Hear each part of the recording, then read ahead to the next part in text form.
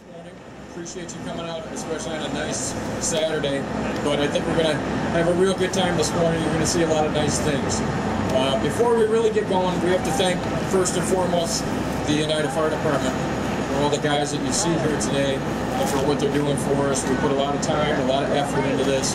So a round of applause for those guys.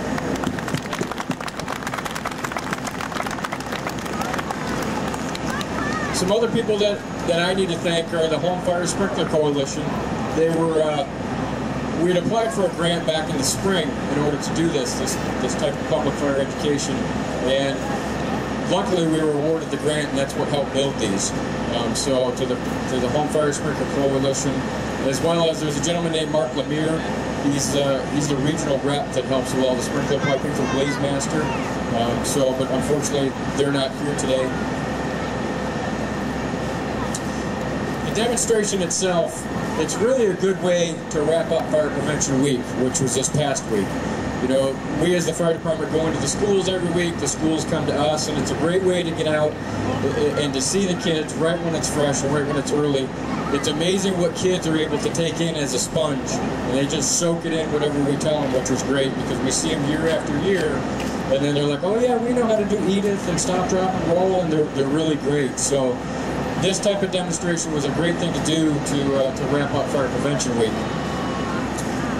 What we're going to see though today behind me is, we call these sprinkler pods. The one on my right is the one that we're going to burn first. And it just has your normal smoke detector in it, no sprinkler. Kind of what's made of everything that's in your house. We have a couch in there, a chair, there's a desk, everything that you would kind of find in your own house. And then the other one, where it says Fire Sprinkler Protected, we actually have a working sprinkler, along with a smoke alarm in there. So we're going to see the effects of really what a sprinkler system can do in saving you and saving your home. Yeah, you're going to get some water damage, but anybody that's ever experienced a fire knows that once that stuff is gone, it's gone for good.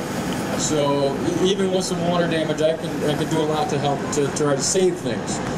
I can't stress the importance enough, though, of having working smoke detectors in your house. I mean, we always preach this time of year, because it's Fire Prevention Week, that everybody should, you know, check their smoke detectors and remind each other that we have to do that, buy batteries, and that's all essential stuff, because nobody ever plans to have that fire. And as long as we're doing that as well, you know, we also need to practice Edith, or exit drills in the home, and make sure that people know how to get out of their homes. The kids are usually really good at telling mom and dad, hey, you know, remember to stay low, and we got to go meet out at the tree or wherever your meeting place is. But it's very important to have those types of things work together. Even without the fire sprinkler system, we still have to remember to do that type of thing. Approximately, there's around 350,000 structure fires every year.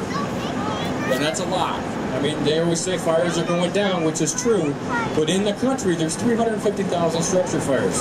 You never know when that one's going to happen for you. Unfortunately, out of those 350,000 structure fires, we lose around 2,500 civilians, or just regular people die in fires every year, and that's a lot. The leading cause of those fires is cooking. You see the banner up on the building, Prevent Kitchen Fires. That's this year's theme was, so we recognize that because it's the leading cause of fires in our houses, that we have to remember kitchen safety. And again, our kids are usually the best teachers for the adults. Some facts on sprinkler systems. A lot of people really aren't familiar. You know, a lot of times you'll go in businesses, especially, the sprinkler system will be there and you don't even know it's there. A lot of people think that if I have one sprinkler head goes off, they're all going to go off, and that's really not true. Sprinkler heads are activated by heat and heat only. So even if you have a fire, and let's say it's a very small fire and you're able to put it out, and it didn't reach a certain temperature at that sprinkler head, the sprinkler might not even operate. You already did the job, which was great. But if you have the fire where it's uncontrollable, only one head is going to operate that's needed. So most times, sprinkler heads are rated anywhere from 135 degrees to 155 degrees. It doesn't take very long for a fire to reach that temperature at the ceiling, but it's only going to do the job that's really needed. The other thing is is everybody thinks the sprinkler system is very expensive. The home fire sprinkler system is actually really cheap. It's $1.35 a square foot. It sounds like a lot, but really it's like having your own fire department at your house all the time. I mean, for $1.35, what I tell people is, especially when they're building newer homes, a lot of people spend more on their refrigerator than they could on their sprinkler system. You know, a refrigerator nowadays is $3,000 for a really nice one. I bet you I can put your sprinkler system in for less than that. So it's really cost effective. You can retrofit your houses with sprinkler systems for the same amount of money. So it's just something that through the building codes and through the new codes that evolve, because they see that through time and through studies, sprinkler systems really do save lives. A great fact about saving lives is there's not been more than one loss of life when the sprinkler system is operated correctly, and whether it's been a business or a residential. Meaning that if somebody wasn't working on the system or the system was broken, we're saying when it operated correctly, that sprinkler system, there was not more than one loss of life. That's a great stat, and that's a great selling point for sprinkler systems. We're going to go ahead. I gave you a little facts and figures. I really want the demonstrations to speak for themselves, which I'm pretty sure they're going to. Trust me, I already had the dream that we couldn't get the fire going, but I hope that's not the case. We're going to go ahead and light these.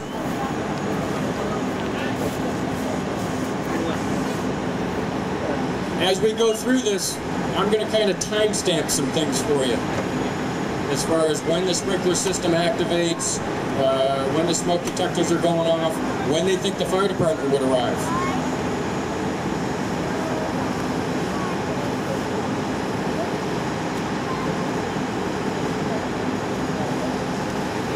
See the fire start. I'm just going to duck down in the front so everybody can see. See the fire starting to build in the back. Smoke detector activates at 7 seconds. Works up through the curtains. And the fire actually starts to roll across the ceiling.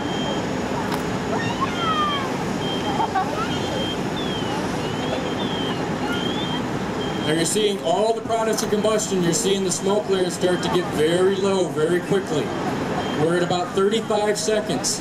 If you are not on your hands and knees, you will not survive. You're starting to see the fire evolve up in the ceiling where all the hot gases are. Remember that smoke is fuel, and you're starting to feel a little bit of the heat. And we have reached flashover. Right there is flashover stage where everything has started to combust all at once. So in less than 1 minute, we reach flashover. Now we're going to see the fire department. We haven't even, unfortunately, even on the best condition, we haven't even arrived yet.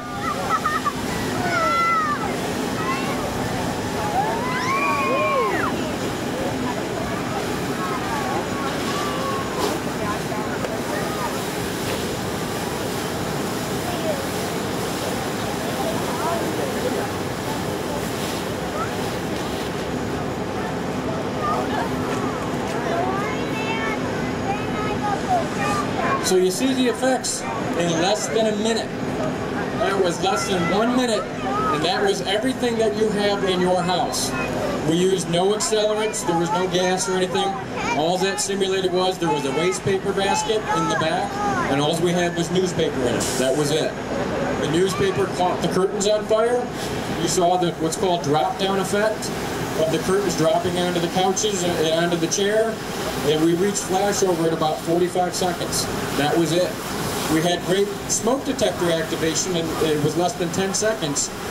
But to think that you would have a lot of time to escape your house if you don't have a good plan, it might not be so good for you. That's why we stress the importance of making sure you have that plan and making sure you practice that plan. I moved into a new house a few months ago, and again, we had to practice our plan where we were going to go. The other importance is how many of your kids have sleepovers and kids are coming over, that type of thing, right? Do you think those children are familiar with your house? Probably not. So it's one of those that when my kids have sleepovers, it's always, yep, we remind them, hey, this is where we're meeting, this is what's going to happen if the smoke detector goes off type of thing. Because you really don't have time to try to get everybody together and figure out what's going on. It was 57 seconds was the total when I stopped the stopwatch. And that was when they were starting to put it out. The activation for the fire department is either if the occupant's home, it's usually pretty quick, but a lot of times during the day people aren't home, right? Everybody's at work. So it's not till it reaches the stage of flashover where the fire is actually coming out the window and somebody driving by goes, oh my God, that house caught fire, type of thing. So unfortunately, within a minute, we haven't even arrived yet. We're on our way, but we haven't shown up yet, and the flashover already occurred. So what we're going to do now is we're going to light the other side, and we're going to light the sprinkler protected side. We're going to see what happens with the effects of the sprinkler system, and see if it's any different. Again, it's the same type of setup. We just move the furniture around a little bit, but it's a desk, it's a couple chairs, a couch, the same waste paper basket with a curtain type of thing. And we're going to hopefully see the sprinkler head in this one is rated for 155 degrees. Right now, what we have in here is what's called a concealed sprinkler head. So all you really see is like a little disc. And then what's going to happen is that disc is on a fusible link. That's rated for 135 degrees. The link will fall off, and the sprinkler will drop down and activate all by itself.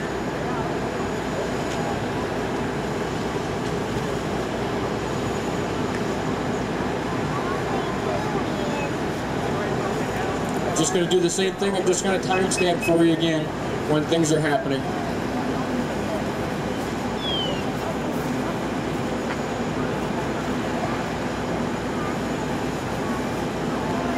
But again, the same type of stuff, same pod with the same furnishings that are in the other one. It's just like, all we did was we put a couple holes in the back so it was easier for them to light, so they actually didn't have to walk inside there. Sprinkler, or excuse me, smoke detector activates. I'm just going to set again.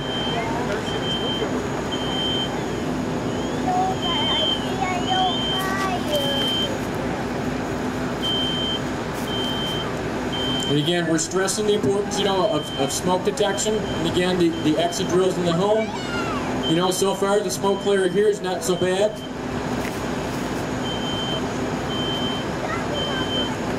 The only reason we put the plexiglass on the front is basically because we want you to see through the wall. If this was your normal house, that would act as the wall. Fire starts to go up, starts to work over the ceiling just like the other one did. Sprinkler activates, 45 seconds.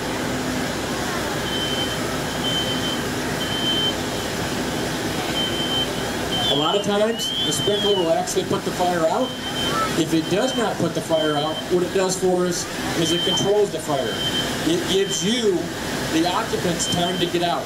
That's really what it does. I'd rather get wet trying to escape the fire than not be able to escape at all. So I mean, the effects of the system, all these systems would run off of just your regular household water. And that's all we're running off of here, is just our house line inside. Go ahead and shut that off.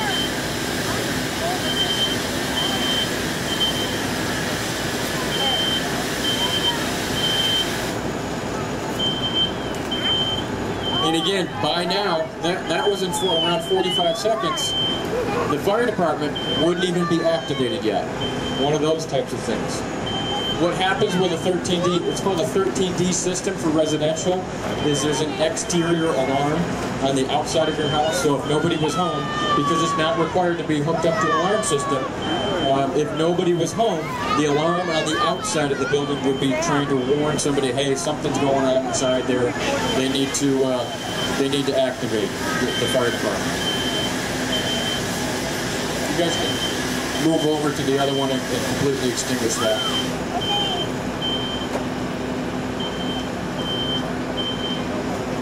So again, I think definitely the pod on the right spoke for itself with the flashover stage.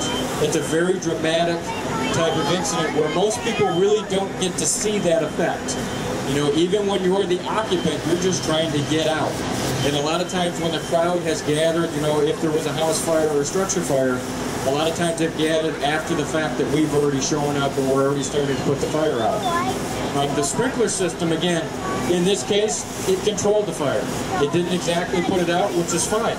It's not its primary job is to put out fire. Its primary job with the sprinkler system is to give the occupants time to escape. That's really all it's about. If it puts the fire out, that's like a bonus. You know, all right, we got the fire out due to the sprinkler system. But at least by then, the fire department would have arrived. The fire would have been at least controlled and not getting any bigger. Yeah, we still would have had a smoke condition in your house, but again, you can clean the smoke. We can't clean something up that's not there anymore, because the fire definitely would have just burned it all away. So this definitely, I think for everybody, would stress the importance of working smoke detectors, especially if we don't have a sprinkler system, which is fine. And the other thing is the EDIT, the exit drills in the home. We really have to be able to practice and really be able to get out of our houses in a timely fashion. I mean, I'll say again, the one on the right that didn't have the sprinkler system, in less than a minute, that room flashed over. It's what we call flashover, where everything in the room reaches its ignition temperature and it automatically ignites. So the other thing is that we really don't like to do, especially kids, is we don't like to sleep with our doors closed. I can't stress enough to you how much closing the door will save your life. Even a hollow core Luan door will buy you 5 minutes. A solid door can last up to 10 to 12 minutes by keeping fire back. I'm not saying that you won't get smoke, but at least it's going to put a barrier between you and the fire. And that's really what we do as we're trying to attack fire. Our barrier a lot of times is water, but if I can get something between me and the fire, it makes it a heck of a lot better for me to survive as well. So closing the door, and I know kids don't like to close their door at night, but I always try to close my kids' door, especially after they've gone to sleep and they really don't know the difference type of thing. But it's one of those, that too will help save your life. So are there any questions? I'm sure there's a bazillion questions, but are there any questions? That's awesome. Nobody ever asks questions. That's okay. I invite everybody to go through the fire station downstairs, go through the fire trucks. We're here 24/7, the United Fire Department is. We're the only career department in this county, which is great. We have great volunteers that come to our assistance all the time. But the advantage to living here in the city is we're here all the time. So we get to fires very quickly. Usually within 3 minutes from this fire station, we're at your house. So that's a great advantage to people living in this city. So I appreciate everybody coming out. Again, we have handouts up in the truck bay. I want everybody, though, before you migrate away, to actually come and take a look at both pods so you can see the effects of what the fire does.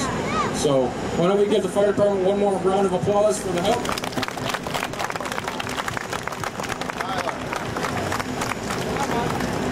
Any one of us here can answer any of your questions. Thank you very much for coming.